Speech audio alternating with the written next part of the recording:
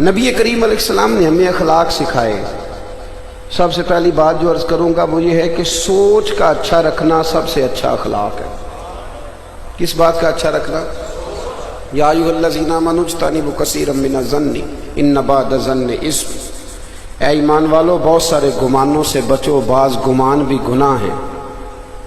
آج نا معاشرہ سب سے زیادہ میلا اس لیے ہوا ہے کہ سوچیں بڑی میلی ہیں۔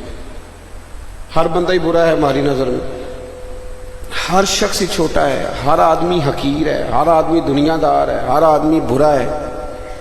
تو اچھے بندے کہاں سے ملیں گے؟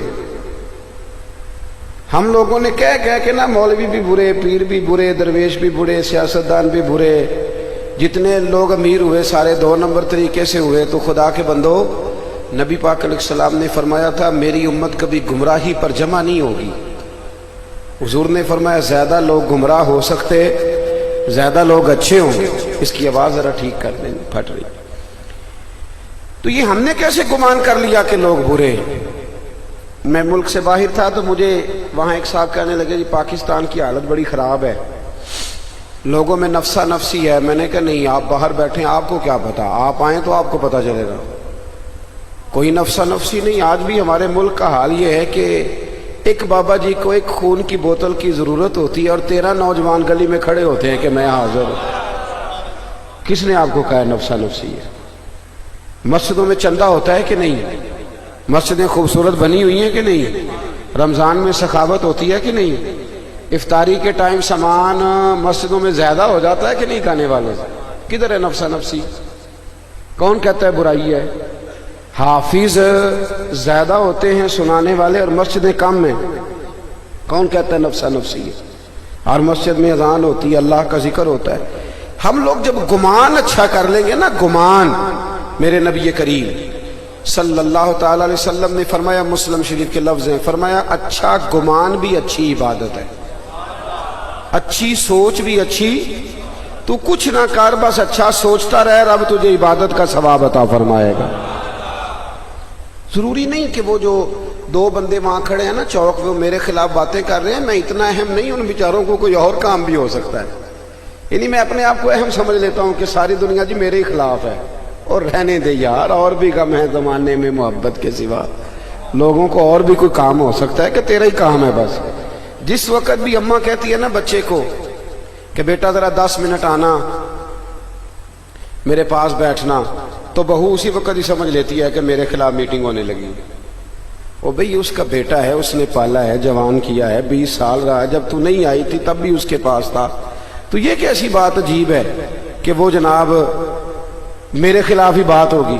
اسی طرح جس وقت بھی بیوی اپنے خامن سے کہتی ہے کہ ذرا علیحدگی میں میری بات سنیے گا، تو ضروری تو نہیں اس کا معنی یہی ہو، توجہ ہے نا میری بات پر، کہ وہ وہاں میٹنگ اسی طرح کی ہونے لگی ہے، یہ کوئی ضروری تو نہیں۔ ہوتا یہ ہے میرے عزیزو کہ ہمارا جب گمان اچھا ہوتا ہے، ہماری جب سوچ اچھی ہوتی ہے، نبی کریم علیہ السلام نے فرمایا تھا لوگوں کی جاسوسی نہ کرنا ورنہ تم لوگوں کو خراب کر دو گے، تمہاری جاسوسیاں خراب کر دیں گی، تباہ کر دیں گی معاشرے۔ اچھا ہی سوچ رکھے، اچھے طریقے سے وقت گزارے۔ نبی کریم صلی اللہ علیہ وسلم گزرے، حضرت عمر فاروق فرماتے ہیں کہ حضور نے نیا نکاح فرمایا تھا، ایک زوجہ حضور کے ساتھ تھی، تو میرے قریب سے حضور گزرے تو 1-2 یہودی بھی کھڑے تھے، تو نبی کریم اپنی اہلیہ محترمہ کو، ام المومنین کو، زوجہ کو گھر چھوڑ کے تو واپس آئے اور میرے قریب آ کے کہنے لگے کہ عمر یہ کوئی غیر نہیں تھی، میری بیوی تھی، اور یہ کہہ کے حضور چلے گئے۔ حضرت عمر کہتے ہیں میں فٹافٹ پیچھے حاضر ہوا اور دست بساز کی، حضور میں نے کوئی سوچا تو نہیں، یہ آپ نے کیا فرمایا؟ نہیں، تیرے ساتھ جو لوگ کھڑے تھے وہ سوچ رہے تھے یہ بی بی کون ساتھ جا رہی ہے، تو میں نے ان کی بدگمانی کو دور کیا ہے۔ یار موٹر سائیکل پہ جو عورت اور مرد جا رہے ہیں ضروری نہیں کہ وہ برے ہی ہوں، وہ بہن بھائی بھی ہو سکتے ہیں۔ اپنی سوچوں کو صاف ستھرا کریں، اچھا کریں۔ پاکیزہ سوچوں والے لوگ پاکیزہ معاشرے بناتے ہیں، ان کے تعلقات قریب رہتے ہیں، وہ ایک دوسرے کو اپنا دوست سمجھتے ہیں۔ اور جب سوچیں گدلی ہو جاتی ہیں، میلی ہو جاتی ہیں، جب انسان ہر وقت دوسرے کو حقیر جانتا ہے۔ ہمارے بزرگوں کی سوچ کیا تھی؟ حضرت عبداللہ ابن مبارک رحمۃ اللہ علیہ، حضرت شفیق بلخی کی ملاقات ہو گئی، جناب شفیق بلخی رحمۃ اللہ علیہ کی عمر تھوڑی تھی لیکن درویش تھے. حضرت عبداللہ ابن عمر کی عمر مبارک بھی زیادہ تھی، عبداللہ ابن مبارک کی بڑی عمر کے تھے. محفل کا اختتام ہوا تو حضرت عبداللہ ابن مبارک فرمانے لگے شفیق دعا آپ کریں. وہ کہنے لگے نہیں آپ ہی کریں. انہوں نے کہا نہیں آپ بڑے ہیں، عمر آپ کی زیادہ ہے تو نیکیاں بھی تو آپ کی زیادہ ہیں نا، لہذا دعا آپ کریں. تو حضرت عبداللہ ابن مبارک فرمانے لگے نہیں بیٹے تیری عمر کم ہے تو تیرے گناہ بھی تو کم ہی ہے نا، لہذا دعا آپ کریں. تو سوچ ہے نا، اگر آپ اپنی سوچ کو بدل لیتے ہیں، اس کو اچھا کر لیتے ہیں، میٹھا کر. لیکن ایک بندہ کہتا ہے کہ مینو کی مصیبت پئی ہے، اماں نو بھی میں ہی خرچہ دیا ہوں، یہ بھی ایک سوچ ہے، اور بھائی کا بھی میں ہی خیال رکھوں اور یہ سارے میرے پاس ہی آ جاتے ہیں. ایک سوچ یہ ہے، اور ایک سوچ یہ ہے کہ کتنا میں خوش بخت ہوں کہ اللہ نے یہ ساری نیکیاں میرے حصے میں رکھی ہوئی ہیں. میں نے ایک نوجوان سے کہا کہ ماں باپ آپ کے ساتھ رہتے ہیں؟ اس نے میری بڑی تربیت کی. کہنے لگا نہیں پیر صاحب میں ماں باپ کے ساتھ رہتا ہوں، میں ان کے ساتھ رہتا ہوں، وہ نہیں میرے ساتھ رہتے، میں ان کے ساتھ رہتا ہوں. تو میرے بھائیوں اچھی سوچیں. باقی امام عبداللہ یافعی رحمت اللہ تعالیٰ نے لکھا ہے کہ سارا بغداد جو تھا وہ حضرت بشر آفی کی عزت کرتا تھا، اور صرف انسان نہیں جانور بھی حیا کرتے. جب وہ ننگے پاؤں گلیوں میں چلتے تھے تو چوپائے بھی گوبر نہیں کرتے تھے، عزت کرتے تھے سارے. پر بغداد کا ایک تاجر تھا، وہ کہتا مجھے نہیں یہ پیر اچھا لگتا. کچھ لوگوں کو نہیں نا پیر اچھے لگتے، وہ کہہ دیتے ہیں جعلی ہیں سارے، ہاں جی سیاستدان اصلی ہیں سارے. بولتے نہیں آپ لوگ، ناراض ہیں آپ کہ سیاستدانوں کے سپورٹر ہو؟ سیاستدان اصلی سارے تاجر. لیکن آپ دیکھ لیں جتنا پروپیگنڈا دینی لوگوں کے بارے میں کیا جاتا ہے، اور جب دینی لوگوں کی بات ہوتی ہے تو یہ سارے دنیا دار ایک پلیٹ فارم پہ جمع ہو جاتے ہیں.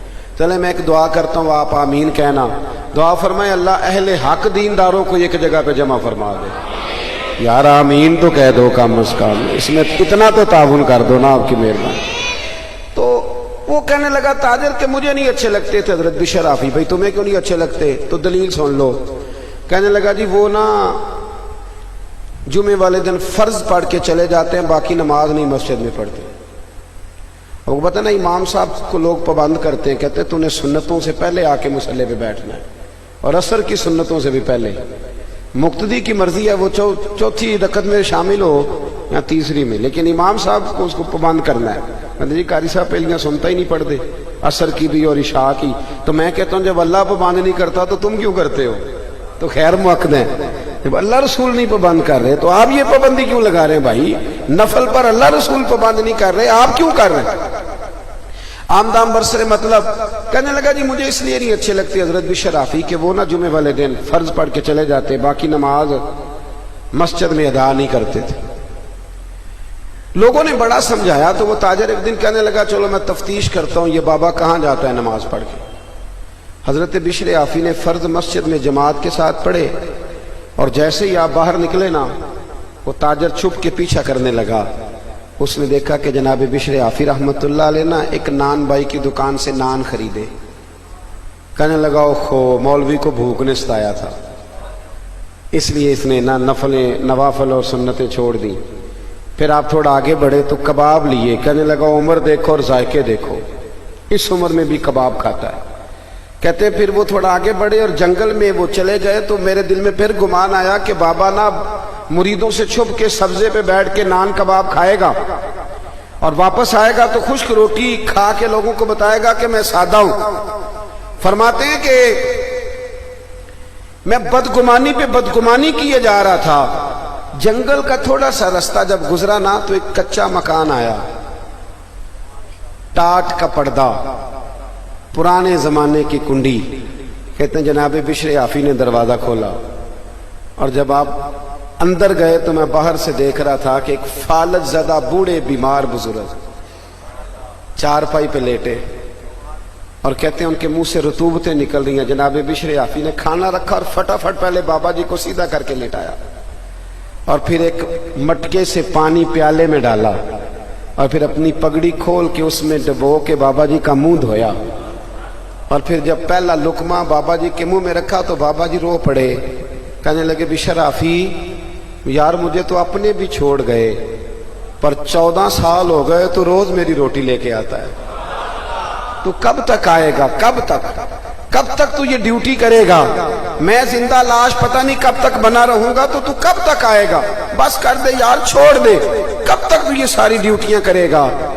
حضرت بشر عافی نے نا بابا جی کے آنسو پونچھے اور کہنے لگے اب نہ کہیے گا کہ آپ بوجھ ہیں، اب نہ کہیے گا، یہ جو سارا شہر میری عزت کرتا ہے، میں ننگے پاؤں چلتا ہوں تو چوپائے بھی گوبر نہیں کرتے، تو یہ میرے چلے اور عبادتوں کی وجہ سے نہیں، میں آپ کی خدمت کرتا رہتا ہوں تو رب نے مخلوق کے دلوں میں میری محبت پیدا فرما دی۔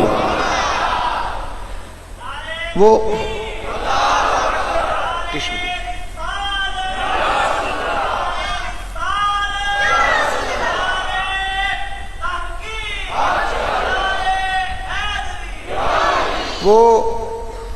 جب آپ نے یہ لفظ کہے کھانا کھلایا تو کہنے لگے بابا جی معاف کرنا مجھے دیر ہو گئی، جمعے کا دن تھا، ابھی تو میں نے سنتیں بھی پڑھنی ہیں، ابھی تو میرے نوافل باقی ہیں۔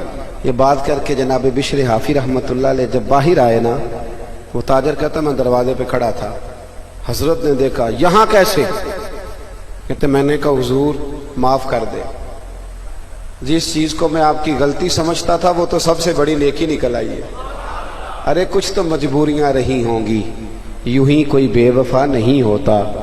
کہا جس کو میں آپ کی غلطی سمجھتا تھا وہ تو نیکی نکل آئی، قدموں میں بیٹھ گیا، کہا مرید کر لیں، فرمانے لگے ایک شرط ہے پہلے میری، ایک شرط کا، وہ کیا؟ فرمانے لگے یہ بات میری زندگی میں کسی کو بتائے گا تو نہیں؟ یہاں پیر صاحب کی کرامت ہو جائے نا تو وہ فیس بک پہ دی جاتی ہے کمپنی کی مشہوری کے لیے، جیڑے محرم راز حقیقت دے وہ تے راز حقیقت کھول دے ہی نہیں، اے جنہ ویکھیا نہیں وہ کرن گلاں، جنہ ویکھ لیا وہ تے بول دے ہی نہیں۔ یہاں تو بھائی بتایا جاتا ہے کہ دوسروں کو بھی بتانا جا کے کہ فرق پڑتا ہے تاکہ لائنیں لگ جائیں۔